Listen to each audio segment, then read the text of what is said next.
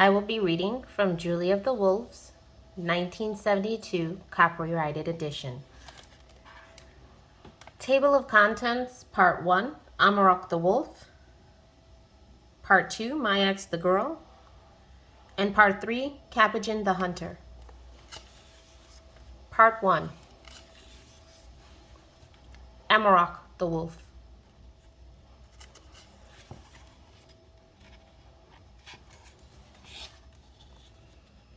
My Ex pushed back the hood of her sealskin parka and looked at the Arctic sun. It was a yellow disk in a lime green sky, the colors of 6 o'clock in the evening and the time when the wolves awoke.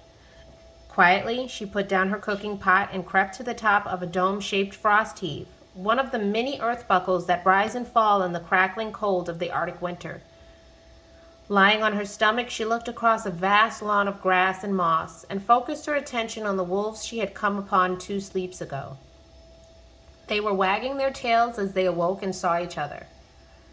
Her hands trembled and her heartbeat quickened, for she was frightened, not so much of the wolves, who were shy and many harpoon shots away, but because of her desperate predicament. My Ex was lost. She had been lost without food for many sleeps on the north slope of Alaska. The barren slope stretches for 200 miles from the Brooks Range to the Arctic Ocean, and for more than 800 miles from Canada to the Chukchi Sea. No roads cross it. Ponds and lakes freckle its immensity. Winds scream across it, and the view in every direction is exactly the same. Somewhere in this cosmos was My Ex, and the very life in her body, its spark and warmth, depended upon these wolves for survival, and she was not so sure they would help. My Ex stared hard at the regal black wolf, hoping to catch his eye. She must somehow tell him she was starving and ask him for food. This could be done, she knew, for her father, an Eskimo hunter, had done so. One year, he had camped near a wolf den while on a hunt. When a month had passed and her father had seen no game, he told the leader of the wolves that he was hungry and needed food. The next night, the wolf called him from far away, and her father went to him and found a freshly killed caribou. Unfortunately, My Ex's father never explained to her how he had told the wolf of his needs, and not long afterward he had paddled his kayak into the Bering Sea to hunt for seal, and he never returned. She had been watching the wolves for 2 days, trying to discern which of their sounds and movements expressed goodwill and friendship. Most animals had such signals. The little Arctic ground squirrels flicked their tails sideways to notify others of their kind that they were friendly. By imitating this signal with her forefinger, My Ex had lured many a squirrel to her hand. If she could discover such a gesture for the wolves, she would be able to make friends with them and share their food, like a bird or a fox. Propped on her elbows with her chin in her fists, she stared at the black wolf trying to catch his eye. She had chosen him because he was much larger than the others, and because he walked like her father, Capuchin, with his head high and his chest out. The black wolf also possessed wisdom, she had observed. The pack looked to him when the wind carried strange scents or the birds cried nervously. If he was alarmed, they were alarmed. If he was calm, they were calm. Long minutes passed and the black wolf did not look at her. He had ignored her since she first came upon them 2 sleeps ago. True, she moved slowly and quietly so as not to alarm him, yet she did wish he would see the kindness in her eyes. Many animals could tell the difference between hostile hunters and friendly people by merely looking at them, but the big black wolf would not even glance her way. A bird stretched in the grass. The wolf looked at it. A flower twisted in the wind. He glanced at that. Then the breeze rippled the wolverine ruff on My Ex's parka and it glistened in the light. He did not look at that. She waited. Patience with the ways of nature had been instilled in her by her father, and so she knew better than to move or shout. Yet she must get food or die. Her hands shook slightly and she swallowed hard to keep calm. My Ex was a classic Eskimo beauty, small of bone and delicately wired with strong muscles. Her face was pearl round and her nose was flat. Her black eyes, which slanted gracefully, were moist and sparkling. Like the beautifully formed polar bears and foxes of the north, she was slightly short-limbed. The frigid environment of the Arctic had sculptured life into compact shapes.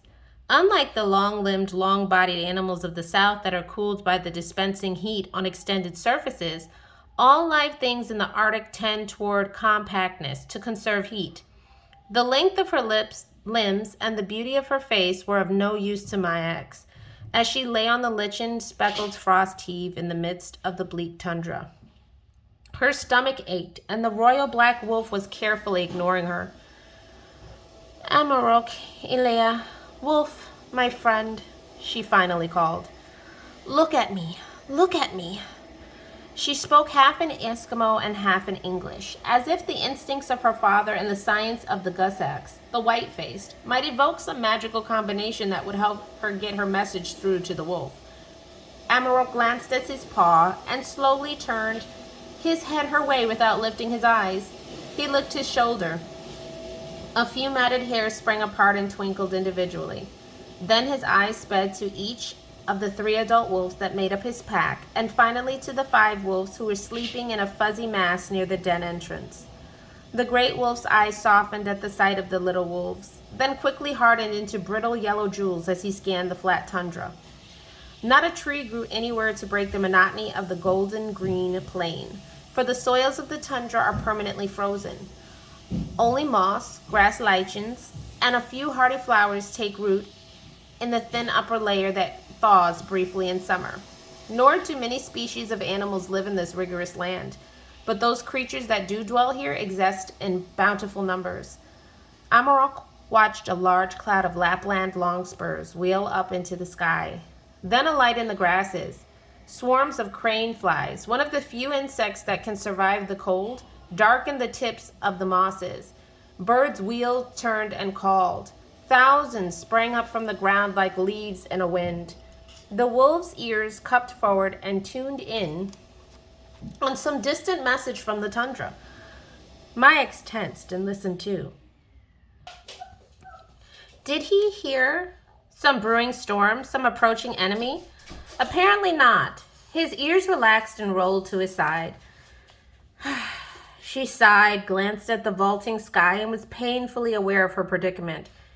Here she was, watching wolves. She, Mayax, daughter of Capigan, adopted child of Martha, citizen of the United States, pupil at the Bureau of Indian Affairs School in Barrow, Alaska, and 13-year-old wife of the boy Daniel. She shivered at the thought of Daniel, for it was he who had driven her to this fate. She had run away from him exactly 7 sleeps ago, and because of this, she had one more title by Gusak standards, the child divorcee. The wolf rolled to his belly. Amoroq, she whispered, I am lost, and the sun will not set for a month. There is no north star to guide me. Amoroq did not stir. And there are no berry bushes here to bend under the polar wind and point to the south. Nor are there any birds I can follow. She looked up. Here the birds are buntings and longspurs. They do not fly to the sea twice a day, like the puffins and sandpipers that my father followed. The wolf groomed his chest with his tongue. I never dreamed I could get lost, Amoroq, she said, and went on talking out loud to ease her fear. At home on Nunavik Island where I was born, the plants and birds pointed the way for wanderers. I thought they did so everywhere, and so, Great Black Amoroq, I'm without a compass. It had been a frightening moment when 2 days ago she realized that the tundra was an ocean of grass on which she was circling around and around. Now, as that fear overcame her again, she closed her eyes. When she opened them, at her heart skipped excitedly. Amoroq was looking at her. Eely, she called and scrambled to her feet. The wolf arched his neck and narrowed his eyes. He pressed his ears forward. She waved. He drew back his lips and showed his teeth. Frightened by what seemed a snarl, she lay down again. When she was flat on her stomach, Amoroq flattened his ears and wagged his tail once. Then he tossed his head and looked away. Discouraged, she wriggled backward down the frost heave and arrived at her camp feet first. The heave was between herself and the wolf pack, and so she relaxed, stood up, and took stock of her home. It was a simple affair, for she had not been able to carry much when she ran away. She just took those things she would need for the journey: a backpack, food for a week or so, needles to mend clothes, matches for her sleeping skin, and ground cloth to go under it, 2 knives, and a pot. She had intended to walk to Point Hope. There she would meet the North Star, the ship that brings supplies from the States to the towns on the Arctic Ocean in August when the ice pack breaks up. The ship could always use dishwashers or laundresses, she had heard, and so she would work her way to San Francisco where Amy, her pen pal, lived. At the end of every letter, Amy always wrote, "When are you coming to San Francisco?"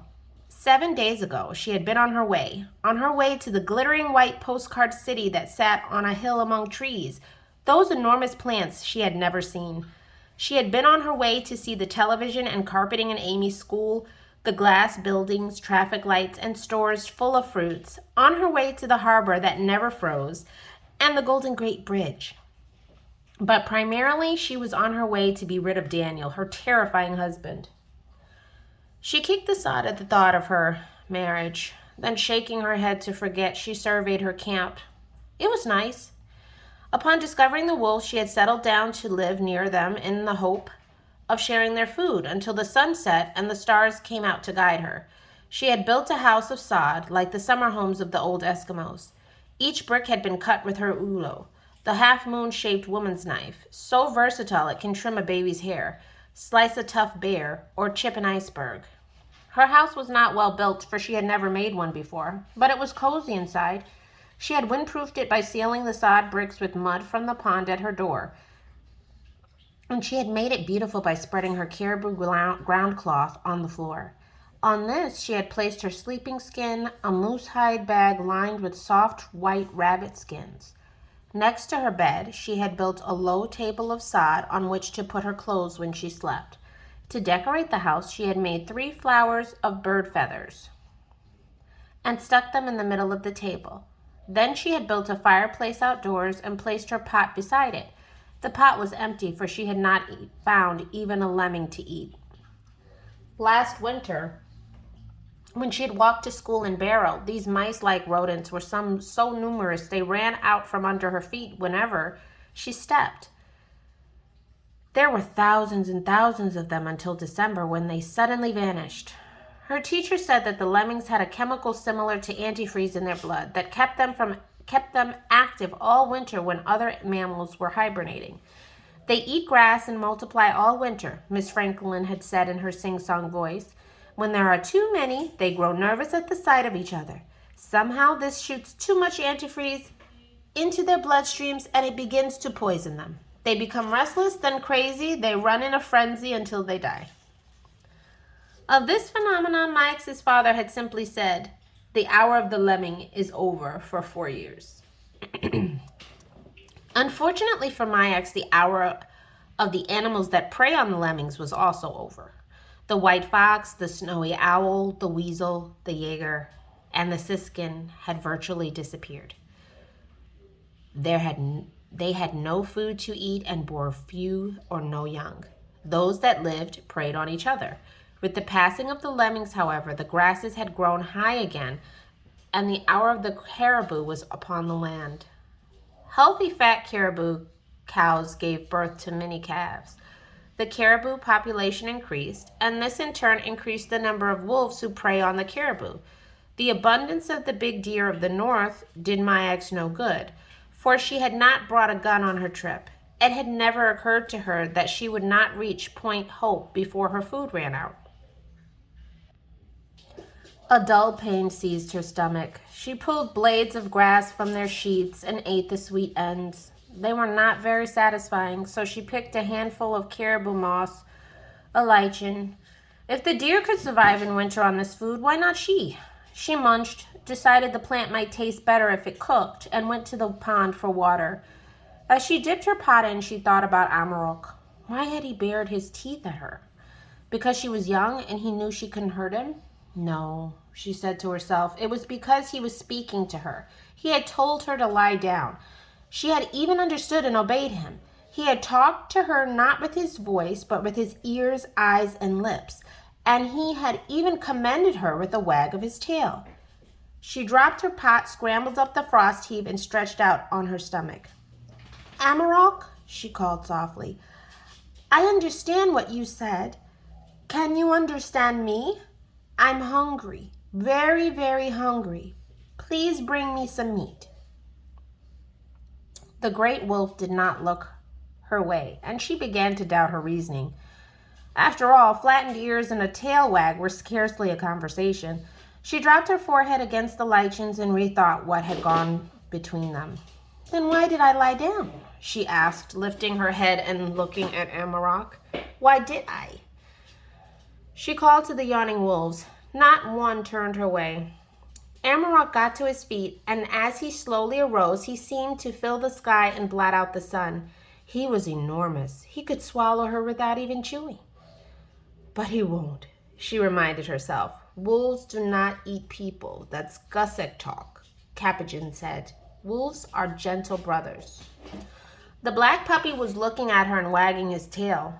Hopefully, Myax held out a pleading hand to him. His tail wagged harder. The mother rushed to him and stood above him sternly. When he licked her cheek apologetically, she pulled back her lips from her fine white teeth. They flashed as she smiled and forgave her cub. But don't let it happen again, said Myax sarcastically, mimicking her own elders. The mother walked toward Amoroq. I should call you Martha, after my stepmother, Myax whispered, but you're much too beautiful. I shall call you Silver instead. Silver moved in a halo of light, for the sun sparkled on the guard hairs that grew out over the dense underfur, and she seemed to glow.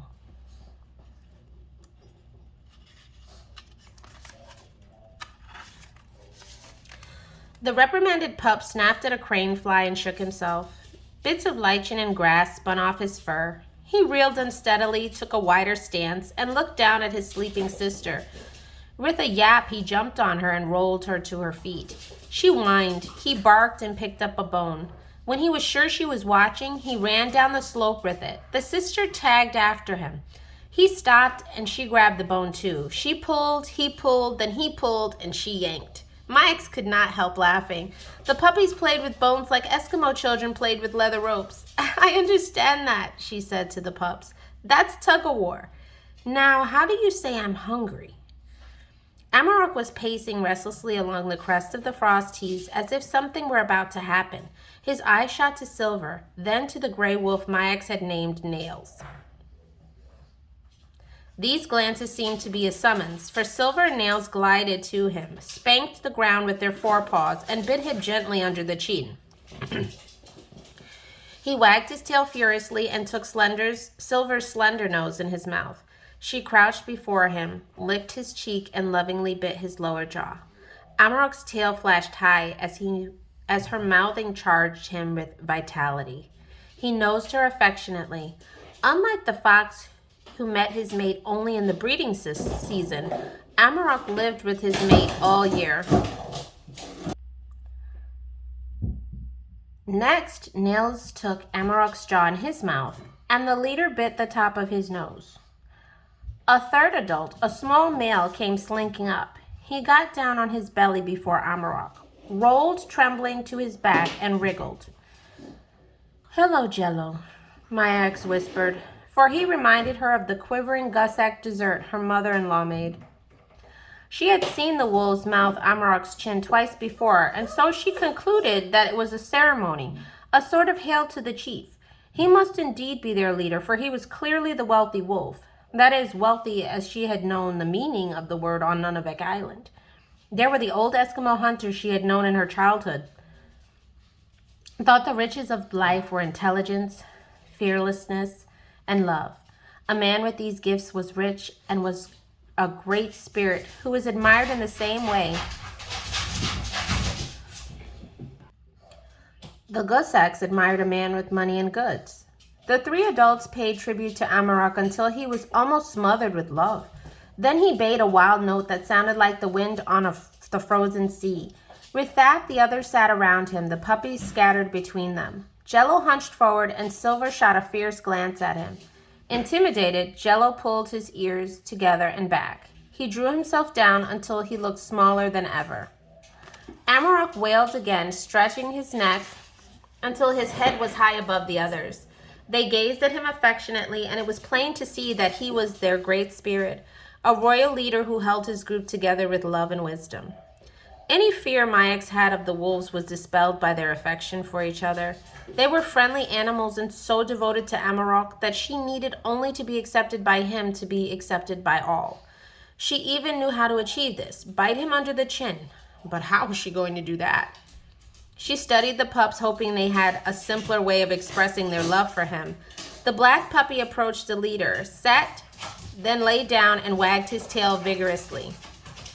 He gazed up at Amoroq in pure adoration, and the royal eyes softened.